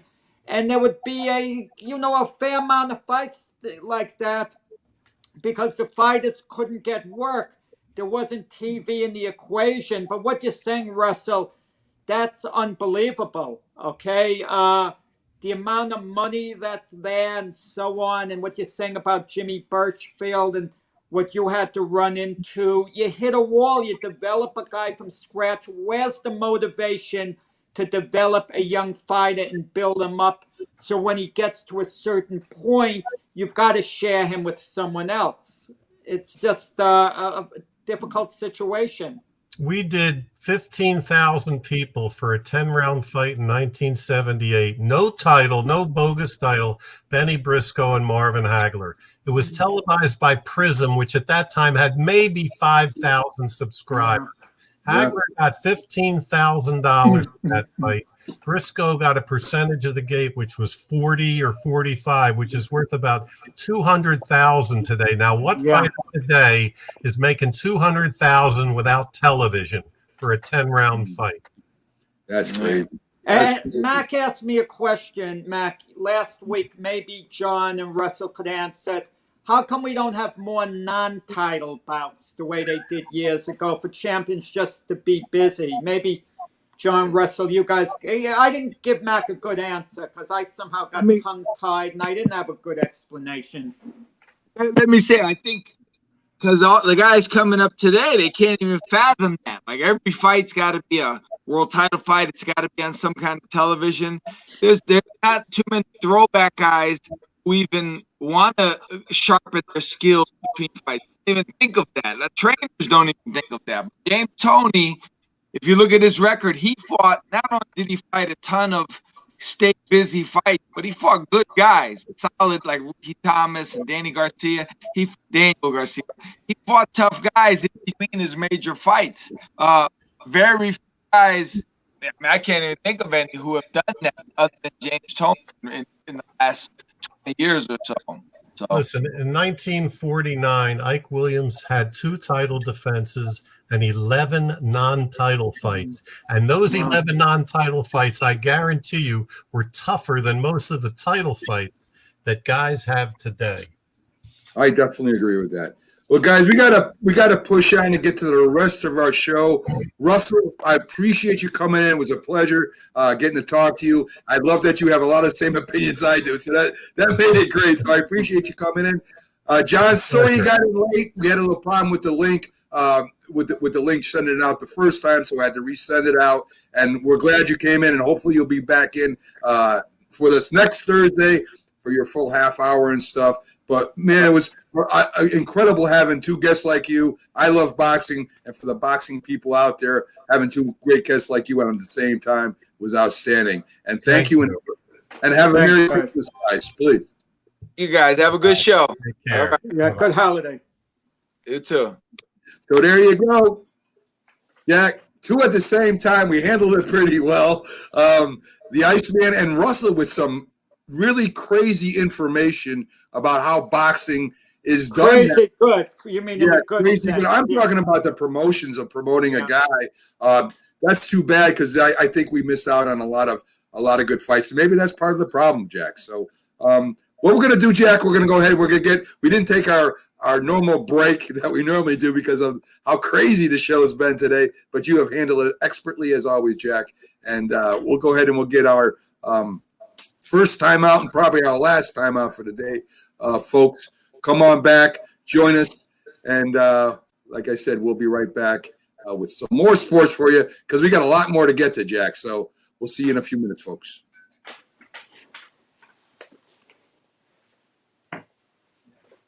If you served honorably in our nation's armed forces and you're looking for a way to continue serving your fellow veterans in your community, then join AMVETS. Each year, AMVETS members volunteer millions of hours at VA healthcare facilities from coast to coast, helping to improve the lives of their fellow veterans through the VA Voluntary Services Program. AMVETS posts and departments also participate in a wide variety of community service projects ranging from Americanism in our schools to supporting the Special Olympics and Boy Scouts of America. If you no longer wear the uniform today, you can still serve through the AMVETS by joining today at amvets.org. When you hear the word asthma, you probably think of shortness of breath, coughing, or inhalers. Lots of things can trigger asthma, but the fact is that asthma doesn't just attack, it can kill. But with proper medical management, asthma is controllable. If you experience shortness of breath, wheezing, tightness in your chest, or persistent nighttime coughing, you may have asthma. See your doctor and get the facts. You'll breathe easier. For more information, call 211 Info Line. A message from the Connecticut Department of Public Health, keeping Connecticut healthy. Hi, Grandma. What's for dinner? Hey, honey, I'm making stew tonight. Ooh, can Nina come over? I'm not sure about our new friend. I wonder if there's been any drinking going on. Alcohol at her age can lead to so many bad things. I've been meaning to ask you, what would happen if someone offered you a drink? Grandma? This is hard. She's so young, but I know I need to talk to her about it now before someone tries to give her alcohol. If anyone ever does offer you a drink, I want you to say no. I have too much respect for my family, and I don't want to get in trouble. Okay. Really? I promise, Grandma. I love you too. Okay, how about tasting this stew and telling me what you think? Some children may try alcohol as young as 9 years old. It's not too early to talk about drinking. For tips on how to begin the conversation, visit underagedrinking.samhsa.gov. That's underagedrinking.samhsa.gov. This message brought to you by SAMHSA and this station. If you talk and they will hear you every single time. Oh, we're getting killed. Yeah, well, Kyle's not here. How come? Kicked off the team. Didn't Tim tell you? Kyle and some other kids got caught drinking beer in the park a couple of nights ago. Really? Yeah. 0 tolerance. He's out for the season. Come on, it's a first offense, right? That we know of. But why should that matter? He knew not to drink. I've made it clear to Matt, that's what we expect from him. What have you said to Tim? Nothing really. You know, a lot of kids try it at this age, so. Yeah, well, a lot of kids don't try it too. I'm not saying that Matt's going to be this perfect kid, but if I don't tell him what we expect and why he shouldn't drink, how's he going to know? You think kids that age really listen? You'll never admit it, Bill, but they hear more than you think. Talk. They hear you. For more information about talking with kids about underage drinking, visit underagedrinking.samhsa.gov.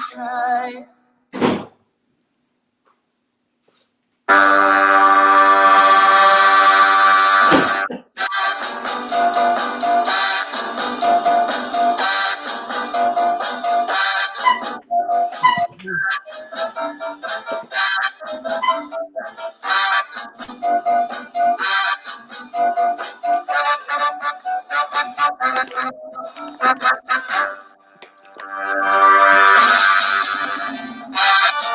morning, everybody, and welcome back to the Mac and Jack Sports Show on Wednesday through Sunday, 8 to 10 a.m. We're here for your sports with great guests and great sports, giving it to you for the full 2 hours, Jack.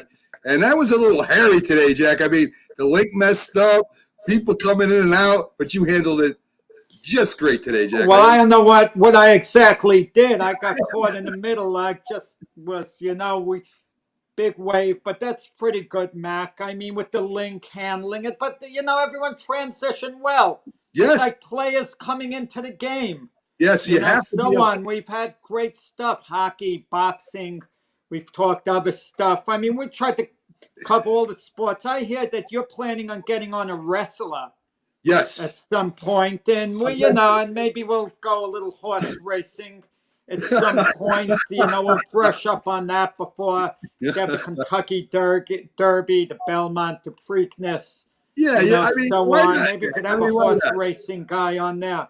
And speaking of that, how do you feel when they name a horse the athlete of the year? I mean, that blows my mind. I mean, I imagine a horse is an athlete, I guess, but that's a little unfair, Jack. I mean, the horse doesn't even know it gets the athlete of the year. I mean, what do you give? Do you give the horse an award? Does the horse even know that he's athlete of the year? Well, I mean, does a horse know he's? I'm sure he does. I don't know what a horse knows. I mean, it's just like popped into my head, Jack. But I don't understand. The coach, if he grabs a player the wrong way now, the coach could get fired. They get in trouble. It's not acceptable in any way, shape, or form in any level of sports. A jockey's still allowed to hit the horse with the whip. Right. To make him go quick at the end. I mean, is that considered a form of cruelty or what? I don't know, Jack, but I'm sure there are some animal activist groups out there that totally agree with what you just said there.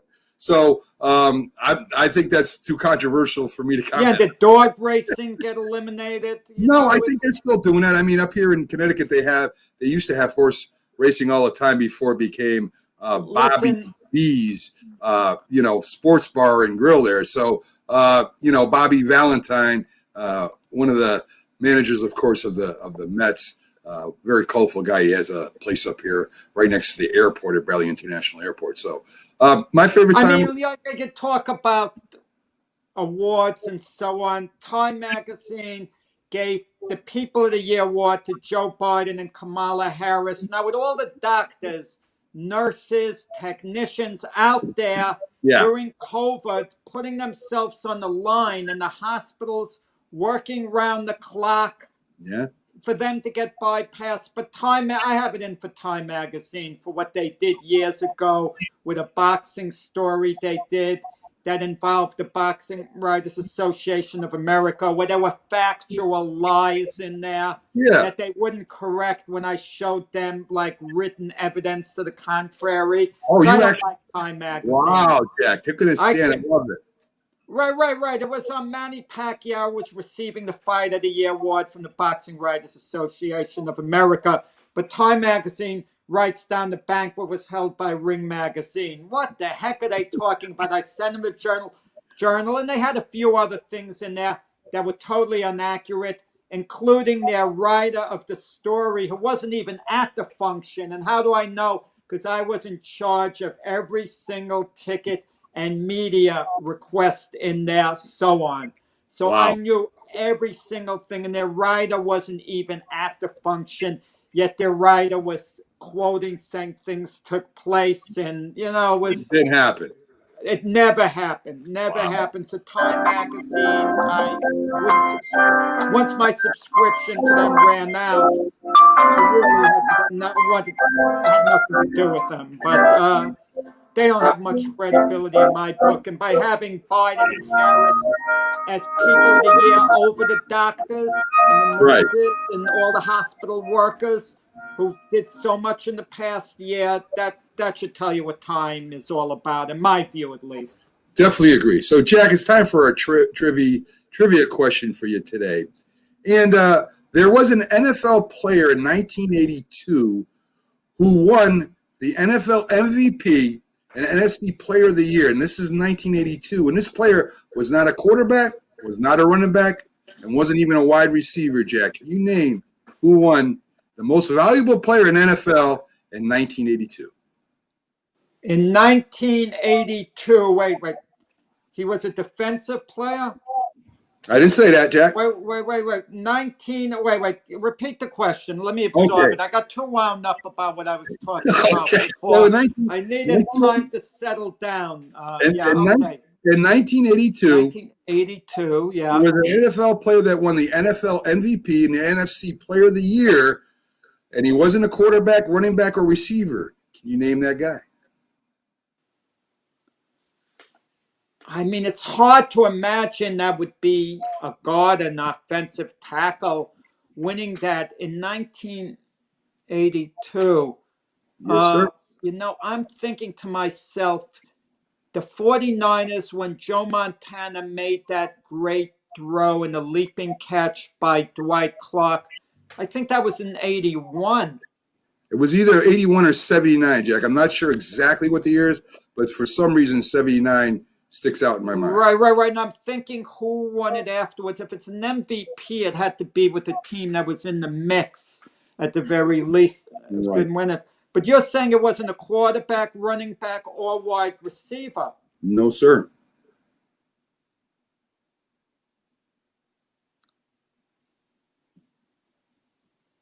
Well, I think I'm actually stumped here. I'm thinking of the oh boy. The Dallas Cowboys want to pop into your head, being in the mix, the 49ers. It was a little early with the Bears NFC. I just think New York Giants hadn't arrived yet for their first Super Bowl. Keith Engel's Keith Engel's coming up with the answer there, but I'm gonna, he's saying LT, but I mean, Jack, I don't want you trying to deceive me. I would think it would be LT only because he was so dominant, so great. But you're talking about MVP. We're not talking about best player. That's why on my own, I wouldn't have picked LT. He put the idea LT out there. So I'm going to have to take a pass, even though if I had to answer, he's putting LT. But the Giants, I don't think were contenders then quite. They won it in 86, didn't they? First Super Bowl. They were becoming contenders in 84. They went to the right, so why in 82 would LT get MVP? Has to be most valuable player.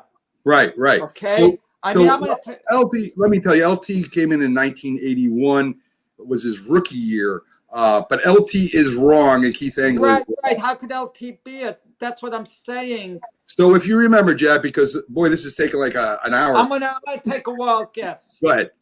Okay, if I have to, Charles Haley. Okay, well, if you remember, that was during the strike-shortened season when the Redskins played Miami for the Super Bowl. And the Redskins, of course, beat Miami that year. And their place kicker, Jack, was named Mark Mosley, the one and only field goal kicker to ever win the National Football League MVP and the NFC Player of the Year. Never would have gotten that. Never would have thought of a kicker. Never would have gotten that. And Mark Mosley was got the MVP of the league. Yes, sir. And not only that, not a game MVP. No, he got the league MVP, Jack. I think he was a leading scorer that year, and he was one of the last field goal kickers that kicked the ball straight on. I mean, he was very accurate, and he did win a lot of games with his foot. But yeah, the one and only place kicker to ever win. The only kicker I ever would have thought could have possibly gotten an MVP going back in time, I would have maybe thought of Jan Stenerud, the Kansas City Chief, great kicker.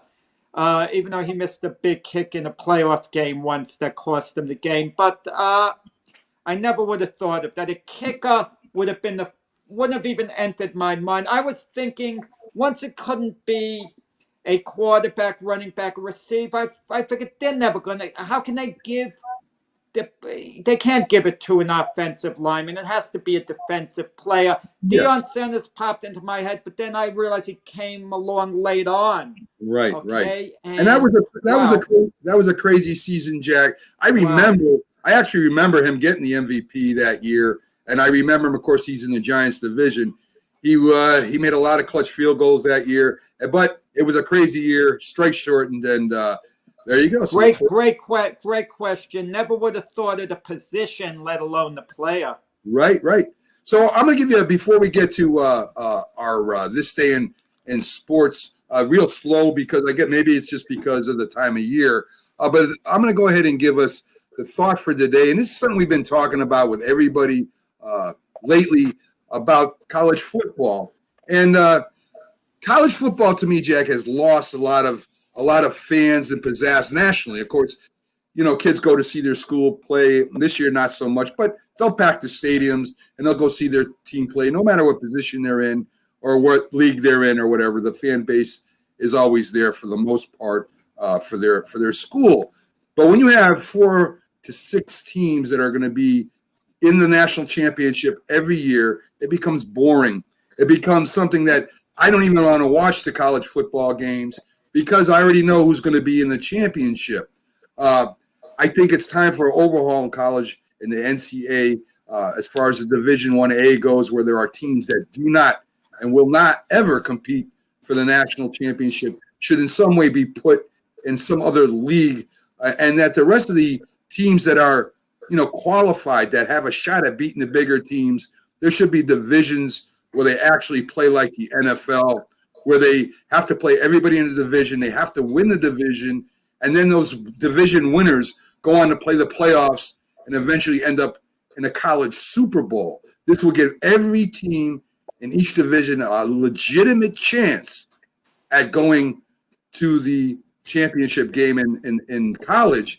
And again, they will have to do something with the way they recruit, Jack. They're going to have to stop redshirting, as was explained by one of our guests, the safety and the sports writer. They're going to have to stop redshirting so many players and grabbing up all the greatest high school players in the country and start sharing that in some way. The rules have got to be changed. Stop worrying about if somebody buys a sandwich and they're not supposed to, break the rule. It's time for the NCAA to get its stuff together, make college football the regular season relevant again, and make it more fair, Jack. I agree. I mean, there's nothing I can add to that, because we're exactly on the same page. Definitely. So hopefully someone for the NCAA is listening right now, and that's going to happen. So let's get to our this day in sports history, Jack. I said it's a little slow, so if you want to elaborate a little bit on it, I would be happy about that. I love to elaborate. Okay, great. So in 1974, Cardinals Lou Brock was named Sportsman of the Year. Lou Brock was a tremendous baseball player, a tremendous guy, and well worth the award, Jack. Let me tell you, Lou Brock was a mentor to Keith Hernandez. He of all the people that Keith Hernandez knew in baseball, there was no one he respected or liked more than Lou Brock, because he came as a young player for the St. Louis Cardinals. Lou Brock took Keith Hernandez under his wing. And Lou Brock was an outstanding player. He had broken the Murray Wills base stealing record at one point. Great outfielder, first for the Cubs, then went to the St. Louis Cardinals, and just a heck of a player. When we talk about great outfielders, we don't tend to talk about Lou Brock, but he really was a heck of an outstanding, player. And Hall of Famer. And if you talk about playing small ball, he played it. He was the ultimate small ball player. Would get on base, steal a base, score runs, make good defensive plays. Heck of a player. Definitely was. In 1982, now this is Chaminade College. I'm not sure if one of those pronunciations. This is what I'm trying to say. Chaminade College. And this is a very small college, Jack, with only 850 students in their student body. So that's how small this college is. Beats the number one ranked Virginia college 77-72 in a Honolulu Holiday Basketball Classic. So is it unbelievable that a school with only 850 students, their basketball team beats the number one ranked team in the country back in 1982, Jack? Yeah, I mean, every 20, 30 years, you get like a massive upset that kind of goes against the grain. But I'd like to see what the teams did afterwards. Sometimes what appears to be a great upset isn't as big going forward. Like, let's just go back to 1 week ago. The Jets beating the Rams statistically was a historical upset.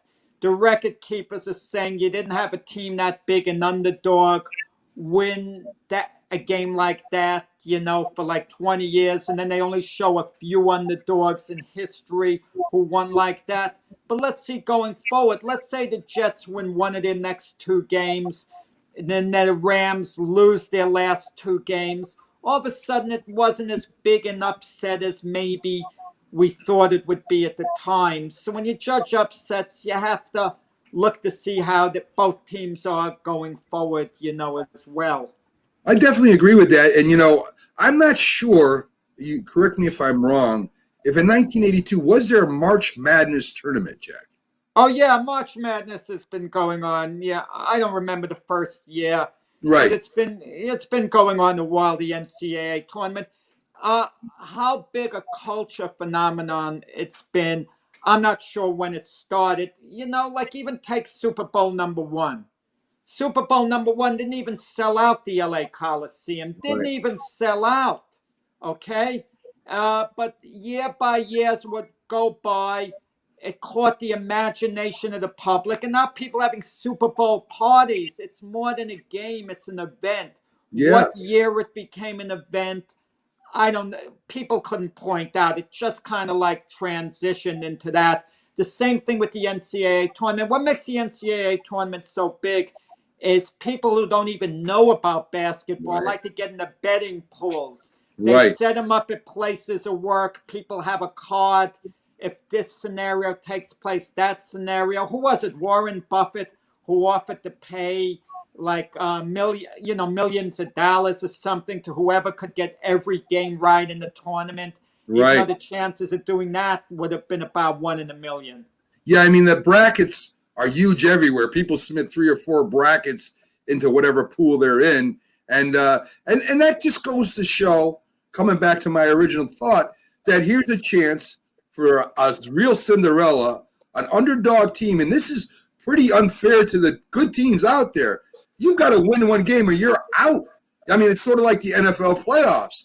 There's no 3 out of 4, 2 out of 3. This is it. So if you lose and you're the number 1 rated team in the country, and a college like Jim and Need comes in and beats you, I don't care what your rank was the whole year, you're out.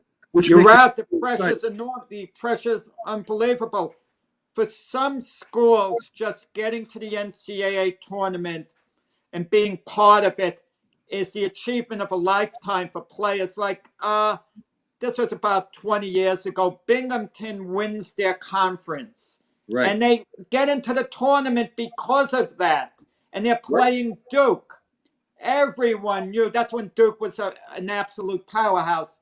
Everyone knew Duke was going to slaughter them. But just the idea for those kids from Binghamton, we're playing Duke in the NCAA tournament, to be on the same court with them, it was like living a dream. Sure. Because those kids from Binghamton had no hope of going to the realistic chance of going to the NBA, advancing beyond just being decent college players. But they're playing the elite they're playing the Duke team. It was like a dream come true. I think they lost by about 35, 40 points. But the idea that they were there.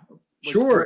And again, Jack, I think it's same thing as I talked about with the NCAA and football. If at the end of the year, I mean, if you don't have a challenge set up structured where no team like we've talked about, Indiana, Cincinnati, these are teams that are up there that have a chance, but they're never going to see the light of day because of the politics, the money, and the way the rules are set up right now.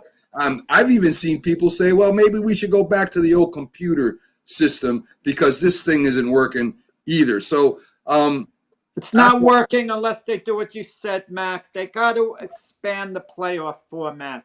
Yeah, definitely. Four Definitely teams, the same 4 teams with the big names that are good for television ratings. They're going to get the nods.